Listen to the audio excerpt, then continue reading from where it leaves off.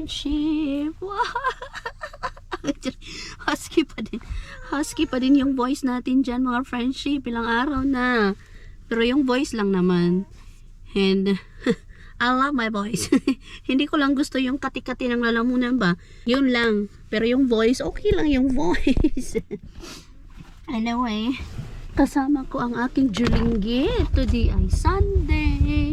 And napagplanuhan ng mga friendship sana kasama si Mars Q na mag-compare pwesto kami. Alam nyo yon, yung annual na ano namin, slide dito sa compare pwesto, yung may hill ba. Kaya lang si Mars Q, wala, hindi daw siya makakasama. So kami na lang ni Rosalie, may pupuntahan yata si Q. So kami na lang ni Rosalie ang mag-i-slide ngayong araw na to. At ang daming tao, mga friendship, kasi nga ngayon lang ulit lumabas si Haring Araw. Tingnan nyo, dami mga nakapark, oh. Ayan, oh, daming tao, besh. Halika na, anak, are you ready na mag-slide anak? Ha? Hindi pa nga alam ng Tita Rosalie mo na nandito na tayo. Ang dami nag-slide, oh. Wow! So ito yung mga nabanggit ko nung nakaraan sa vlog ko ba na makakapag-slide kaya kami kasi yung snow natin on and off man. Pero dito kasi hindi naman pinuplow yung snow. So makapal yung snow dito. So tara, mag-slide tayo. Si Dada, imbis na kasama siya, maglilinis ang aming Dada sa bahay. Kaya hindi siya kasama. Dapat sama siya pero hindi pa naman kasi siya naka-ready. Kaya itong ano na to, itong araw na to, maya wala na to. Mabilis lang yung araw lumabas. Ay, mabilis lang magtago yung araw. Kaya sabi ko, wag ka nang sumama. Dito ka na lang, maglinis ka. So maglilinis si Dada. Anak, lagyan ko muna to ng gloves. Kay sobrang lamig, minus 14 degrees tayo mga friendship. Dali na, kay kunin natin doon sa likod yung ating ano, pang slide mo. Uy. Maglagay ka muna nito, oh. Dali. Sila Rosalie nandun pa sa Mamita Rose namin. Hindi na ako sasama doon. Mamita Rose ba? Si Mamita Rose, nag-ano na naman siya, nagsuman. Alam niyo yung Fiesta Santo Niño kasi. Eh lang hindi ako pumunta. Kay Makati ngayon na lang muna ko. Kilang sa outdoor, lumabas mga ganito. Kay hindi naman sa labas. Pag indoor, mahirap. Hoy, hindi ba na ako ng anak ko? Hoy! Wait, anak! Wait! Hoy, kailangan natin kunin yung ano mo, pang slide mo. Lumi! Dagma na po din siya ron. Nak, here! Lumi! Nak! Here, oh! Yara! Oh, you have to wait! You have to wait for mama. Maglagay pa nga ako ng gloves. Sobrang sakit. Sobrang lamig. Si Lumi, makapal masyado yung suot niyan. Dito ka, upo ka dito sa ano mo.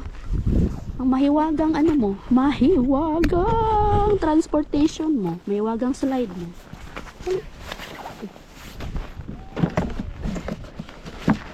Yan. Mag-seatbelt ikaw. Makakita ka na madaming tao ngayon. Ayan. Ay.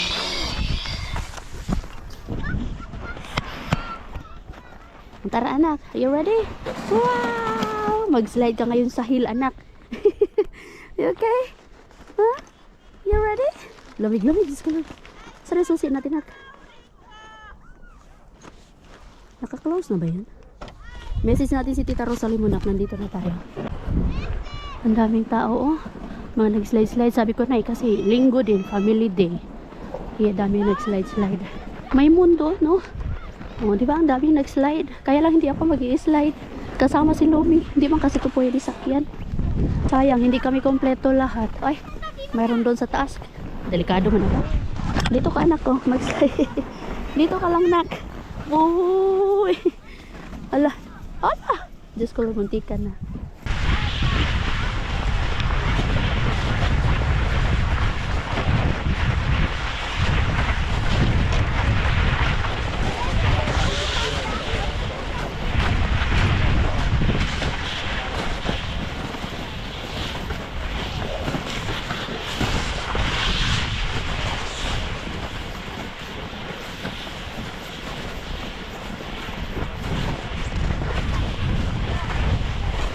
Down ka na, slope down. Woo! Ala, ang lalim.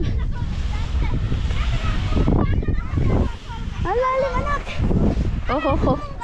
That's too deep, anak.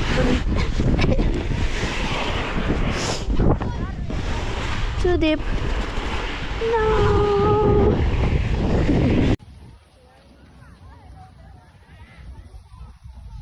Stand up, boy. Dali na. Come on.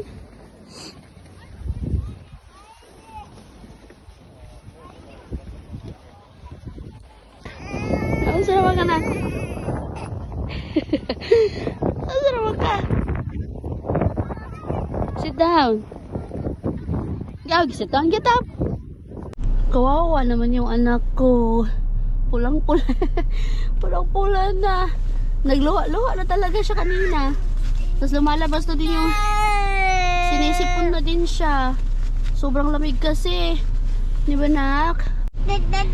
Ito yung pinakamalamig na lumabas si Lumi. Ay, grabe. Grabe ang kalamigan. Mas malamig talaga pag lumabas yung haring araw. At ang ganda lang kasi pag mga ganito mga winter, meron ding moon. Nakikita niyo po ba yung moon? Kanina pa yung moon na yan. Anong oras pa kami pumunta dito ni Lumi? 2:30. I think.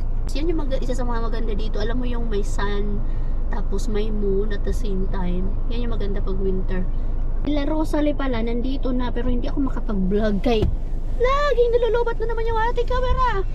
Grabe ang Ellen. Doon sila sa pinakamataas na hill ba? Doon, no? Doon. Ito yung pangalawa na pinakamataas na. Ayan. Ay, nakunak. Go!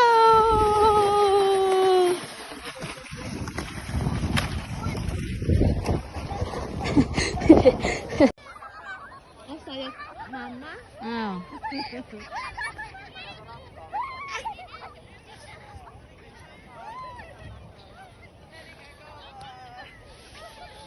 Para ikaw yung nag-enjoy, Day. On kile mayok kila ko sila on erita basti bate ta. Oh, sila sila na yung wala ito yung. Nawala ka na na. Crossy chicks na ikaw. Oh, picture na kayo ni Lumi Elizabeth. Dali, picture ko kayo. Sit down. There. Ito si Polly yun. Malamig na agad si Elizabeth. Oh, malamig yan, Jai. Ay, Diyos ko. Mahiga mo na. Heidi! Hoy, olet ko ihanen pa ye. Hey! Solid kiva. It was Woodbury room talo. Ay, yatay, grabe.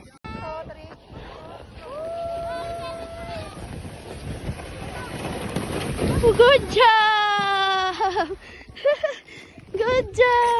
Oh, ikaw. Pumasok na naman ulit kami ni Lumi. Dito naman kami sa car. Siguro pangatlong beses na namin to na nagpapawarm kami kay Lumi. Kasi sobrang lamig talaga. Hindi kaya sa labas, besh. Ako okay lang. Pero si Lumi nagrereklamo kasi and I think meron siyang cold born. Anak, be? May cold born ikaw yata, anak. Wow, naman. Pero hindi na kami pupunta doon. Hindi ko alam kung nasan sila, Rosalie. Alam mo yung mga tao dito, hindi nawawalan kasi may umaalis, may dumarating. May umaalis, may dumarating. Ang dami yan eh. Hindi lang ma-justify ng ating camp. Bahay na kami. Alam niyo po ba na ano siya kanina? Nabunggo siya ng bata kanina. Pag dito lang kami sa gilid eh. Yung gilid kasi, hindi siya ganun kataas. Kumbaga dito lang kami sa left side. Dalawa lang kami doon. And I think yung isa, mag 2 years old na yata yun. Pero pinili niya na doon siya mag-slide ba. Tapos yung doon naman sa right side, mga madami na. Kasi pag mga ganyan na marami yung nag-i-slide, may mga tao sa baba na hindi alam na mayroon nag-i-slide. So, ang tendency, nagbubunggo. Nagkaka-aksidente ba? Pinaka-iniiwasan ko yung aksidente. Kaya lang kanina, kahit nasa gilid na nga kami, may naunang nag-slide si Lumi. Agoy, may isang bata doon. Nag-slide din siya. So, nauna ang Lumi. Sumunod yung batang yun. Hindi siya nakapag-preno using the feet. Yun yung pang-preno kasi yung feet. Ay, nagtuloy-tuloy talaga siya. Nahabol siya nung paparating na bata. Nabunggo talaga siya. Na ganun siya. Ganun. Buti na lang, may seatbelt. Kasi kung walang seatbelt yun si Lumi, na tumilapon ang lumibo. Buti na lang may seatbelt. Yun yung maganda doon. Kasi syempre, pambata pa naman yung kay Lumi. Kasi kung wala yun, hindi pa siya marunong maghawak, hindi pa siya marunong mag-control ba, umilapon yun. Tapos, ako, wala lang ako syempre, kasi syempre, aksidente naman yun. Tsaka wala naman nangyari din kay Lumi. Tapos, nung yung tatay nung bata, napansin ko, para sinasabihan niya yung anak niya na, sabi ko, di ba, magbinor ka, ganyan. Napansin ko yung tatay, parang familiar sa akin. Sus, familiar, hindi lang talaga familiar, kilala ko pa. Kasi alam niyo po ba, yung tatay na yon ay siya yung guard sa Google. Tapos, nakwento ko yun sa isang vlog ko na yung guard na yun, masungit, besh. Yes, masungit. Every time na pumapasok ako sa area namin, tapos siya naka-assign doon, never yung nag-i-smile. Never nag-i-smile yung guard na yun. Hindi siya tumitingin sa akin kasi siguro namumukhaan niya din ako. Siyempre, menunal ako, di ba? Siguro namumukhaan niya ako. Pero ako nakatingin ako sa kanya, hoping na meron siya sabihin, ganito, ganyan. Pero wala, besh, kung ano siya dati, gat pa rin siya. Yung parang stricto ba? Wala man lang kahit na, ay, pasensya, ganito. Which is, hindi naman ako nag-expect na magpapasensya kasi aksidente naman yun at wala rin naman nangyari. Pero alam mo yung, tumingin lang sana siya or di kayo mag-smile, pero walang nangyari. Ganun pa rin siya, besh. Siya nga yun. Hindi ako nagkakamali. Yung anak niya, lalaki. You want more, anak? Natawa na lang ako. Yes! Thank you. Namumula yung dito ni Lumio. Halata na nalamig talaga siya kanina. Tapos yung feet niya, I think, nalamigan din. Sobrang lamig talaga. Pag lumabas si Haring Araw, asahan na sobrang lamig. Yun yung isa sa mga nakakatakot pa ganyan. Kasi, syempre, both sides merong mga pwedeng mag-slide. Tapos, yung pinakamalayo, okay lang yun. Yung pinakamataas ba. Pero yung ganun ba, kasi may tendency magkabanggaan, hindi makontrol, tapos yung may mga tao dun sa baba, hindi nag-o-observe, nababangga ng mga nag-i-slide. Yun yung problema doon. Pero so far, okay pa naman. Wala namang malalang aksidente talaga na nangyari. Yung iba naman, pag nag-i-slide, nangangalahati pa lang, tumba na, ano na. Pero wala namang malalang aksidente na nangyari. Yan, and anyway, dahil dapat pupunta ako doon sa, sinasabi ko kanina, nabanggit ko yata kanina yung sa fiesta ng Santo Niño kay Mamita Rose. So pumunta doon sa Rosalie, which is dapat pinapapunta din ako, kaya lang ayoko kasi pumunta doon kasi yun nga, yung may husky voice nga ako tapos nangangati. Ayoko naman na makahawa kasi nga nasa loob ng bahay. Wala namang mahahawa, pero whatever, no, diba? Ayokong masisi or anything. Kasi nasa loob ng bahay, sa indoor. Okay lang sa labas, kaya syempre, makakahinga, labas wear dito, ganyan. So, hindi ako pumunta. So, pinadalhan pala tayo. Napakabait naman talaga ng ating Mamita Rose. So, meron tayong suma. Sinabihan niya na ako before pa. Nung nag-live ako doon kay Lumi, sa page ni Lumi. Sabi niya, punta ka sa linggo. Tapos iniisip ko, ano meron sa linggo? So, fiesta pala. Lagi yan siya, yearly. Pero ngayon, hindi na siya naghahanda ng bongga. So, meron tayong 5 na suman. Di ba may pangkape na tayo? Hindi talaga ako pwede magsalita ng matagal. Magbonggang-bongga kay kumakate man. Doon ako napapaubo. Pero pag hindi siya kumati, wala naman. Hindi ako nasisalita. Wala naman. At meron din siyang pakik. Oh. Thank you. Diba? Meron na tayo. Magkape tayo, besh. Kati ng lalamunan ko. Yung ginagawa ko ngayon, ginger tea. Yun yung iniinom ko, ginger tea. Ay, nakalimutan ko pala magdala ng mag-akyat ng Coke. Marami kasi kaming Coke dun sa baba. The next day. The next day na naman tayo mga Zay. Okay, hindi matapos-tapos yung ating vlog. Kaya, pagpatuloy natin today. Natawa ko kay Mister kasi nahanap niya yung remote control ng TV. Tapos sabi ko, hindi ko alam. Tanungin mo si Lumi. Si Lumi ba talagang tatanungin mo as if sasagot siya? Which is siya naman talaga ang may alam kung nasaan yung remote control. Siya naman talaga ang may dahilan kung bakit nawawala ang remote control. Alam nyo na yan. Pag may mga toddler kayo, asahan nyo na unti-unting mawawala yung mga gamit nyo. Hindi, pag kailangan mo na, hindi mo na mahanap. Kaya yung toddler mo, kung saan nilalagay, ginagamit man. Ay, dito ako sa garage. Dito ako sa barasto namin. Storage room. Ilagay ko na yung mga dapat ilagay. Saka ko na to ayusin. Ilagay ko dito yung mga gamit natin sa Christmas decor. Saka ko na to ayusin. Itambak ko muna to dito. Pag may time na ako, ayusin ko yan dyan. Ayan kailangan ko pa ibalik yan doon Pero anyway, saka ko na ayusin yan. And ako ay aalis. Iwan muna yung mag-ama. Punta ako ng Ukay-Ukayan Flea Market. Meron akong titignan doon. Wow! What a beautiful day today. Ayan mga friendship. Ang ganda.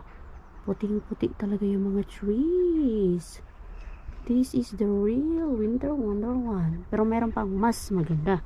Mas maputi dyan. Yung coated talaga lahat. Sa ibang area for sure, coated na coated, mas maganda. Dito kasi sa amin, mabilis mag-melt yung snow. It's because malapit kami sa dagat. Pag malayo ka sa dagat, matagal mag-melt yung snow. Pero pag malapit ka sa dagat, mabilis mag-melt yung snow. Alam niyo po ba?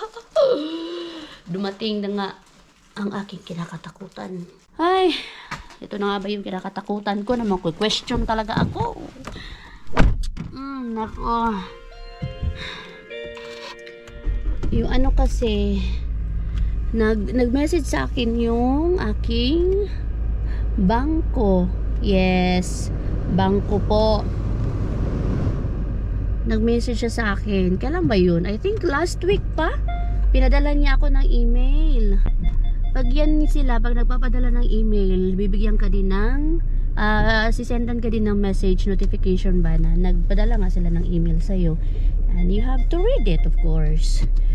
Nabasa ko yun siyempre kasi na-receive ko SMS ba, and then kaya lang nasa man kami noon that time, nasa galaan man kami, nawala sa isip ko, and today tumawag sa akin yung bangko mismo. Hindi ko sana sasagutin kasi pag may number lang na tumatawag sa akin, yung hindi ba naka-registered, yung hindi registered number, minsan kasi hindi namin sinasagot. It's because mga mga seller o ano-ano ang mga ino-offer sa iyo. Pero kanina napansin ko, may nakalagay naman siya na Finland number, pero hindi siya yung normal na number like personal number. Kasi pag personal number, it starts with 44. Yung kasi nag-start ng 10, so parang landline yata yun. So sinagot ko siya, and ayun, galing nga sa bangko. Tatanong siya kung nabasa ko na ba daw. Sabi ko hindi pa. And yun, tumawag daw siya to remind me na basahin ko daw kung ano yung email nila sa akin, and kailangan masagot ko daw ang email na yun sa Thursday. May Monday ngayon. Kain kami ni Lumi noon ng lunch. Nakakain siya ng pancit. So after ko mapakain si Lumi, tinignan ko kung ano nga ba yung email na yun. So ayun na nga, besh. Ayun na nga mga Zay. Ayun na ang kinakatakutan ko. Na question na ako mga Zay. May mga question doon kung saan galing ang kapirahan na ito. Yung kapirahan na, alam niyo yun, yung cash. Tapos nilalagay ko sa bangko ko. Kung saan galing yung kaperahan ng grabe naman to mag-park. Nakakaloka naman yun mag-park nasa gitna talaga. Kung saan galing yung mga pinadala ko using the Remitly. Nawindang ako mga besh. Last year lang yun Nawindang ako ang laki pala nun. Yung pinadala ko sa Remitly, umabot siya ng 10,000 plus euros po Magkano ba yon sa euro, sa Philippine peso? Hindi ko na lang sabihin kung exactly amount, pero 10,000 plus. Sabi ko, saan ako nakaperahan nito? Last year lang po talaga yun. Pero of course, may idea naman ako kung saan yung mga pera na yun, saan galing yung mga pera na yun. It's just that, paano ko i-explain yun ng walang tulong ni Mister? Kasi syempre may alam si Mister, yung iba naman wala siyang alam. Hindi ko pinapaalam sa kanya, lalong-lalo na yung pagpapadala nila ni, di ba lagi ko nababanggit na nagpapadala sila ni sa akin, binibigay niya cash, tapos nilalagay ko sa account ko, tapos pinapadala ko sa kanya. Hindi ko na yung sinasabi kay Mister. It's because pag mga ganyang bagay kasi okay lang naman kay mister. Pero ang hindi niya alam, yung parang lagi-lagi. Kaya di ko alam kung paano ko explain sa kanya mamaya. Lagot ako. Pero alam ko naman may iintindihan ako ni mister at tutulungan niya ako. At sinabi ko, minessage ko yung kay Lani. Sabi ko, ito na nga ba Lani yung kinakatakutan ko. Ito na nga ba yung sinasabi ko na baka ma-question ako. Sasabi niya na ganito, ganyan. Sabi ko, kasi baka hanapan ako ng mga resibo. So mas maganda talaga na yung totoo na lang. Kasi kunwari pag sabihin na dahil sa napagawa ko ng bahay, yung bahay na yun matagal nang ginawa yun, paano pag naman ako ng resibo, di ba matagal na, ilang taon na yun. Tapos di kaya nung naksidente yung kapatid ko, matagal na din yung besh. Yung tinatanong kasi is yung last year. Kaya din kasi umabot yun ng ganong kalaki din. It's because, syempre, umuwi kami ng Pinas, di ba po, nung February to April. And then, yung pera na yun, instead na parang mag-withdraw ako sa Pilipinas, yung ginawa ko po kasi, ay tinransfer ko yung pera to my brother para mas malaki yung palitan. So, yun yung ginawa ko. Parang send ako ng send, ganito, ganyan. So, isa naman yun sa mga dahilan. Which is, totoo naman talaga. At yung pera na yun galing kay mister. Yun naman, walang problema. Siyempre, matatanong si mister, bakit ganito kalaki? Siyempre, alam naman niya kung magkano yung binigay niya.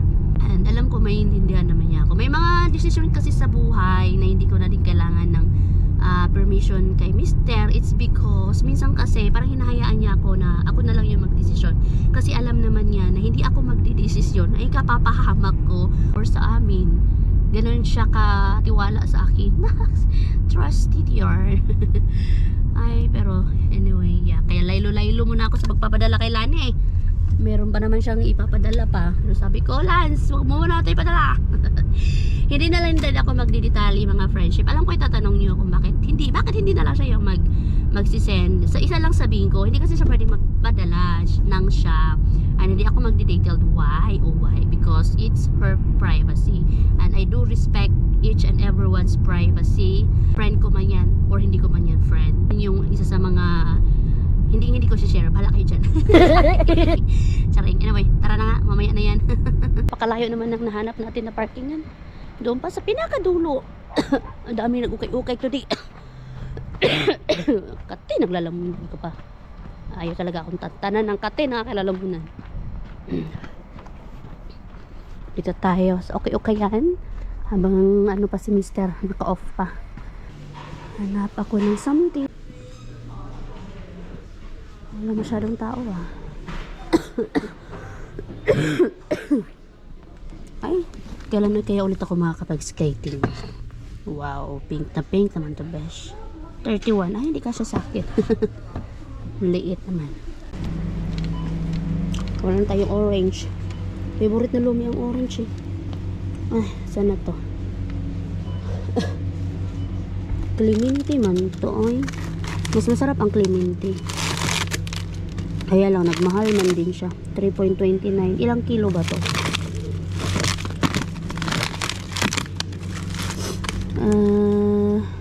1 kilo. Ito na lang. Pupogi na mga to May na-sight ka pa dyan, Jai. Watermelon. Kasi mahilig sa lumi sa watermelon. Yay, ano yun? Yak baho. May abtik kaayo. Abtik kaayo basta. Abtik kaayo basta snack ang aming lumibo. Abtik pas abtik oy. Wait lang. Thank you mama. Gupitan na gayon na nato na imong buhok anak. Ay imong bangs kay taas na po, di ba? Taas na po, di ba? Mga friendship, mahaba na naman ang ganyang bang. Again, haba na po yung bangs niya. Bilis lang talaga humaba. Just like mine. Nagmana ka sa mama. And then, maghaw tayo sa pinamili natin. Usual, yung nabili ko sa okay-ukayan, dapat yung bibiling ko yung sa akin. Bili ako ng pang outside pants. Kasi yung kulay green ko para mapalit-palitan. Kasi yung isang outside pants ko na pang lamig, Ay, nagisi man. Di ko pa man matahi-tahi. Pero pang ano kasi yun, pang spring. Hindi siya ganun kakapal like sa pang winter. So, as usual, wala akong nahanap sa akin. Kay Lumi, na pamili ko. Shorts, 1 euro, 1.50. May silip-silip. Mga bodysuit. Na. Yes, my love. Tapos ito, mga pang summer ba? Mura lang kasi to, 1 euro lang. Kaya kinuha ko na. Di ba na? Bili ka rito sa mahal. Though, meron pa ako yung sa H&M na H&M na gift card galing kay Mister. Pero, ang pangit, wala kasi maraming option dito sa H&M dito sa amin. Gusto ko doon sa Cove, wala mas marami sa Victory. Mga bodysuit, t-shirt, mura lang, yan. More t-shirt for Lumi. Kailangan ko na naman mag-declutter din ng mga damitan ni Lumi. Kay, lagi na lang madadagdagan, hindi pa bawasan. Kailangan pa magdagdag, babawasan din. Leggings na may kapal, good for winter. Yung iba, good for pambahay lang. Kaya hindi ko na kailangan ng bago kasi pambahay lang yun. Yung mga t-shirt lang ba na pambahay lang, para hindi siya lagi naka long sleeves. Yan lang nabili ko. Tapos naman tayo sa Lidl, pang morning, croissant, 2 croissant, Badilma, or in English, raspberry. Nakiwan. Gasan ko muna to. Wait na anak. Ay, kumuha na. I think hugas naman na yata anak. Kumuha na siya. Alam ko hugas na to eh. Sige, kain ka na. Ganyan. Alam ko ayaw niya ng raspberry eh. Nagubag na ni Lumi. Na, ayaw mo na nang gi-squeeze. Ayaw lagi gi-squeeze ba? Kana na. Nung kinatitaro na mo, kain ka ng raspberry. Ang alam ko kasi hindi siya mahilig sa raspberry. Pinaka-paborito niya, orange and watermelon. Kumain naman pala siya. Kaya binilang ko ulit siya. Kumain naman. O di, go. Basta fruits. Bilhin natin yan for you, anak ko. Spinach. Natawa ako kay Mr. kahapon. Kay, nag-vacuum siya. Nag-vacuum, nag-laundry. Tapos, nagtupi siya mga friendship. Yung gabundok na tupiin doon, nabawasan. Tinupi niya. Yun nga lang, yung klase ng tupi niya, kakaiba. Pero at least nabawasan. Hindi na ako magrereklamo. Iba talaga pag wala ka sa mood ba. Kasi mister, nagiging masipag. Nagtupi siya. Tapos yun, yung nilaundry niya ngayon, tinupi naman niya. Sabi ko, wow. Tapos may another laundry na naman. Iba talaga pag lalo na may red tide ako. Sabi ko, kaya, food for Lumi. Broccoli, gawa ako ng pasta for Lumi. Pero kasi ginawan ko na to dati yung organic na pasta. Ayaw niya. Pero try pa din, watermelon. Yan. Try ko pa din. For the sake of palabok, bumili ako ng shrimp. Prawns pala to. Marinated na manok. Ang tinola. Orange. And itong cream. Yan, gawa tayo ng kay Lumi, pagkain. Yun lang. Lumi's dinner. Meron siyang pasta. Hindi ko muna hinalo yung sauce niya kasi baka ayaw niya. Kasi na-try ko na yan siya na parang hindi siya mahilig sa pasta. Pero this time, ipipilit para hanggang sa magustuhan. Ganun lang. Parang sa egg lang. Hindi siya mahilig sa egg. Pero ngayon, nahilig na siya sa eggs. So, yung pasta niya, yung pasta sauce niya, ito ay very, very healthy. Kasi ito ay broccoli. Ilagyan ko ng cheese, which is yung vegan na cheese. And then, cream cheese at milk. And then, of course, meron siyang raspberry. So, tignan natin kung kakainin ba ito ni Lumibu. Ito ang kanyang dinner. Pati ako makikikain din sa niluto ko for Lumi. Ang sarap kasi ng sauce. Ayan, ang sarap. Ang dami niya nang naubos. Kaya, tama lang na sineperate ko talaga yung pasta tsaka yung pasta sauce. Kaya hindi siya mahilig sa sauce eh. Yung pasta kinakain niya, pero yung sis hindi. Ang sarap! Kaya ito, kumuha din talaga ako ng para sa akin guys. Masarap siya. Masarap yung sauce na gawa ko. Yan. Sobrang healthy pa nito, diba? Kasi broccoli besh, broccoli. Good for mga nagda-diet ito. Pero sila may talaga din ng sauce ay. Pero dinidip ko yung pasta niya. Kinakain naman niya. Pero kain pa rin siya. Yan, may labo. Nam. Yan, kain tayo nak no. Yan. Dinidip ko siya ng tinidor. Ayaw niya. Gusto niya talaga tamay. Sarap. Kahit na walang any pampalasa. Walang mali, sarap. Walang asin. Sarap siya. Ang sarap ito. Sarap siya.